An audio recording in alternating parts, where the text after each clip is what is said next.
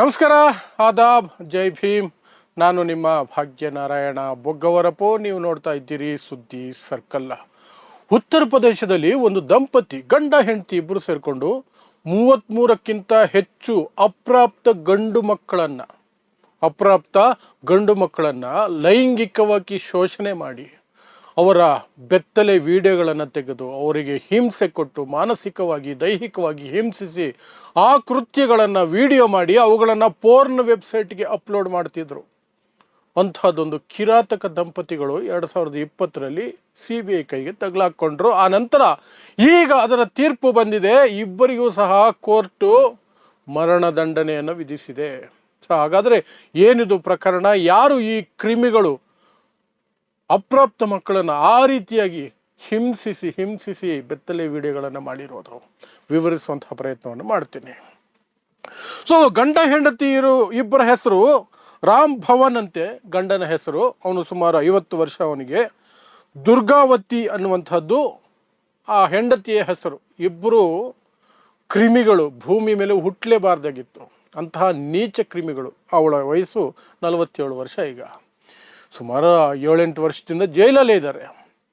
ಅವರಿಬ್ಬರು ಏನು ಮಾಡ್ತಿದ್ರು ಅಂದರೆ 9 ವರ್ಷ, 10 ವರ್ಷ, 8 ವರ್ಷ, 12 ವರ್ಷ ಈ ವಯಸ್ಸಿನ ಗಂಡು ಮಕ್ಕಳಿಗೆ ವಿಡಿಯೋ ಗೇಮ್ಸ್ ಆಡಿಸ್ತೀನಿ ಅಂತ ಕರ್ಸ್ಕೊಳ್ಳೋದು, ಚಾಕ್ಲೇಟ್ ಕೊಡ್ತೀನಿ ಅಂತ ಕರ್ಸ್ಕೊಳ್ಳೋದು, ಇನ್ನೇನೋ ತಿಂಡಿ ಕೊಡಿಸ್ತೀನಿ ಅಂತ ಆಸೆ ಕರ್ಸ್ಕೊಂಡು ಅವ್ರ ಮೇಲೆ ಲೈಂಗಿಕ ದೌರ್ಜನ್ಯ ಎಸಗ್ತಾ ಇದ್ರು. ಅದು ಏನು ಆನ್ ಕ್ಯಾಮ್ರಾ. ಅವರನ್ನು ಬೆತ್ತಲೆ ಮಾಡೋದು, ಹಿಂಸಿಸೋದು, ಮಾನಸಿಕವಾಗಿ ಹಿಂಸಿಸೋದು, ದೈಹಿಕವಾಗಿ ಹಿಂಸಿಸೋದು, ಏನೆಲ್ಲ ಸಾಧ್ಯವೋ ಎಲ್ಲವನ್ನೂ ಮಾಡಿಬಿಡೋದು. ಆಮೇಲೆ ಹೆದರಿಸಿ ಮನೆಗೆ ಕಳಿಸೋದು. 33 ಗಂಡು ಮಕ್ಕಳು ಆನ್ ರೆಕಾರ್ಡು. ಬಟ್ ಕೆಲವರ ಪ್ರಕಾರ ಮುಂದೆ ಬಂದು ಕಂಪ್ಲೇಂಟ್ ಕೊಟ್ಟಿಲ್ಲ ಪೋಷಕರು. ಕಂಪ್ಲೇಂಟ್ಗಳು ಎಲ್ಲರೂ ಕೊಟ್ಟಿದ್ರೆ 200ಕ್ಕಿಂತ ಹೆಚ್ಚು ಅಪ್ರಾಪ್ತ ಗಂಡು ಮಕ್ಕಳಿಗೆ ಈ ಪರಿಸ್ಥಿತಿ ಇವರಿಬ್ಬರು ಮಾಡಿದ್ದಾರೆ ಅಂತ ಆರೋಪ ಇದೆ. ಬಟ್ 33 ಜನ ಮುಂದೆ ಬಂದು ಸಾಕ್ಷಿಗಳನ್ನು ನೋಡಿದ್ರು. 2010ರಿಂದ 2020ರವರೆಗೆ ಈ ಕೃತ್ಯಗಳು ನಡೀತಾನೆ ಇತ್ತು. ಉತ್ತರ ಪ್ರದೇಶದಲ್ಲಿ ಬಾಂಡಾ ಅನ್ನುವಂತಹ ಪ್ರದೇಶದಲ್ಲಿ ನಡೀತಾ ಇದ್ದಂತಹ ಕೃತ್ಯ ಇದು. ಇಷ್ಟಕ್ಕೂ ಈ ಕ್ರಿಮಿ ಇದನ್ನಲ್ಲ, ಈ ಕ್ರೂರಿ ರಾಮ್ ಭವನ್ ಅನ್ನುವಂಥವನು, ಇವನು ಇಂಜಿನಿಯರ್. ಒಳ್ಳೆ ಉದ್ಯೋಗ. ಆದರೆ ಈ ಕೃತ್ಯ ದುಡ್ಡು ಮಾಡೋಕ್ಕೆ. ಯಾಕಂದರೆ ಫಾರಿನ್ಗಳಲ್ಲಿ, ಕೆಲವು ದೇಶಗಳಲ್ಲಿ ಚೈಲ್ಡ್ ಪೋರ್ನ್ಗೆ ಬಹಳ ಬೇಡಿಕೆ ಇದೆ. ಅದೊಂದು ಪೀಡೆ. ಅದೇನು ಸಣ್ಣ ಮಕ್ಕಳಲ್ಲಿ ಅದೇನು ಸುಖ ಕಂಡ್ಕೊಳ್ತಾರೆ ಗೊತ್ತಿಲ್ಲ. ಈ ಎಪ್ಸ್ಟೀನ್ ಫೈಲ್ಸಲ್ಲಿ ನೀವು ನೋಡಿದ್ರಲ್ಲ, ಎಲ್ಲ 8 ವರ್ಷ, 9 ವರ್ಷದ, 10 ವರ್ಷದ ಹೆಣ್ಣು ಮಕ್ಕಳನ್ನು ಎಲ್ಲೆಲ್ಲಿಂದ ನಾವು ಕಿಡ್ನ್ಯಾಪ್ ಮಾಡ್ಕೊಂಡ್ಬಂದು, ಟ್ರಾಫಿಕಿಂಗ್ ಮಾಡ್ಕೊಂಡು ಬಂದು ಅವರನ್ನು ಆ ರೀತಿ ಹಿಂಸಿಸಿ ಕೈಕಾಲುಗಳನ್ನು ಕಟ್ಟು ಮಾಡಿ ಕೊಂದೇ ಬಿಟ್ಟು, ಕೆಲವು ಸನ್ನಿವೇಶಗಳಲ್ಲಿ ಎಪ್ಸ್ಟೀನ್ ಫೈಲ್ಸಲ್ಲಿ ಅಲ್ಲಲ್ಲಿ ಉಲ್ಲೇಖ ಆಗಿದೆ, ಮಾಂಸ ತಿಂತಿದ್ರು ಆ ಪುಟ್ಟ ಮಕ್ಕಳದು ಅಂತ. ಅಂತಹ ಕ್ರೌರ್ಯಕ್ಕೆ ಜಗತ್ತಿನ ದೊಡ್ಡ ವ್ಯಕ್ತಿಗಳು ಸಾಥ್, ಅದರ ಫಲಾನುಭವಿಗಳು, including the president of United States of America Donald Trump ಸಮೇತ ಆಗಿ, ಬಿಲ್ ಗೇಟ್ಸ್ ಇಂದ ಹಿಡಿದು ಕೈ ಕಾಲು ಆಡದೇ ಇರುವಂತಹ ಸ್ಟೀಫನ್ ಹಾಕಿಂಗ್ಸ್ ವರೆಗೆ ಏನೋ ಗೊತ್ತಿಲ್ಲ ಸಣ್ಣ ಮಕ್ಕಳಲ್ಲಿ ಅದೇ ಕ್ರಿಮಿಗಳ ಮನಸ್ಥಿತಿ ಇದು. ಸೊ ಅವರಿಬ್ಬರ ಮೇಲೆ 2020ರಲ್ಲಿ ಪೋಕ್ಸೋ ಕೇಸ್ ಆಯಿತು. ಗಂಭೀರತೆಯನ್ನು ಪರಿಗಣಿಸಿದಂತಹ ಸರ್ಕಾರ ಅದನ್ನು CBIಗೆ ಕೊಡ್ತು. CBI ಅದರ ತನಿಖೆ ಮಾಡ್ತಾ ನೋಡ್ತಿದ್ರೆ ಬೆಚ್ಚಿ ಬಿದ್ದೋಯ್ತು. ಒಂದು ಕೆದಕಿದ್ರೆ ಇನ್ನೊಂದು, ಪುಟ್ಟ ಮಕ್ಕಳು. ಅದು ಗಂಡು ಮಕ್ಕಳೇ ಟಾರ್ಗೆಟು. ಗಂಡು ಮಕ್ಕಳದು ಅವ್ರ ಬೆತ್ತಲೆ ಮಾಡೋದು, ಇನ್ನೇನೋ ಹಿಂಸಿಸೋದು, ಅವರನ್ನು ದೈಹಿಕವಾಗಿ, ಲೈಂಗಿಕವಾಗಿ ಎಲ್ಲ ರೀತಿ ಹಿಂಸಿಸೋದು, ಅದನ್ನು ವಿಡಿಯೋ ಮಾಡಿ ಅಪ್ಲೋಡ್ ಮಾಡ್ಕೊಳ್ಳೋದು. ಯಾರೋ ಒಬ್ರು ದೂರು ಕೊಟ್ಟಿದ್ದಾರೆ, ಚೈಲ್ಡ್ ಪೋರ್ನು ಯಾವುದೋ ಒಂದು IP ಸಿಕ್ಕಾಪಟ್ಟೆ ಬರ್ತಿದೆಯಲ್ಲ ಅಂತ. ಹಂಗೆ ಸಿಕ್ಕಾಕೊಂಡಿದ್ದು. ಆನಂತರ CBI ಆಳಕ್ಕೆ ಹೋಗಿ ನೋಡಿದಾಗ 33 ಮಕ್ಕಳು, ಅಪ್ರಾಪ್ತ ಗಂಡು ಮಕ್ಕಳು ಇವರ ಶೋಷಣೆಗೆ ಒಳಗಾಗಿದ್ದಾರೆ ಅನ್ನೋದು ಗೊತ್ತಾಯಿತು. ಆ ನಂತರ ತುಂಬ ಗಂಭೀರವಾದಂತಹ ತನಿಖೆಯನ್ನೇ CBI ಮಾಡ್ತಿದ್ರಲ್ಲಿ. ಯಾಕಂದರೆ ಇಡೀ ದೇಶದಲ್ಲಿ ದೊಡ್ಡ ಚರ್ಚೆ ಆಗಿತ್ತು 2020ರಲ್ಲಿ. ಇಬ್ಬರನ್ನು ಸ್ಪಾಟಲ್ಲೇ ನೇಣು ಹಾಕ್ಬಿಡ್ಬೇಕು, ಶೂಟ್ ಮಾಡಿ ಬಿಸಾಕಬೇಕು ಅನ್ನುವಂತಹ ಕೂಗುಗಳೆಲ್ಲ ಎದ್ದಿದ್ವು. ಆದರೆ ಜೈಲಿಗೆ ಹಾಕಿದ್ರು. ನಿನ್ನೆ ಅಲ್ಲಿರುವಂತಹ ಬಾಂಡಾ ಕೋರ್ಟ್ನಲ್ಲಿ ತೀರ್ಪು ಬಂದಿದೆ. ಇಬ್ಬರಿಗೂ ಸಹ ಮರಣದಂಡನೆಯನ್ನು ವಿಧಿಸಲಾಗಿದೆ.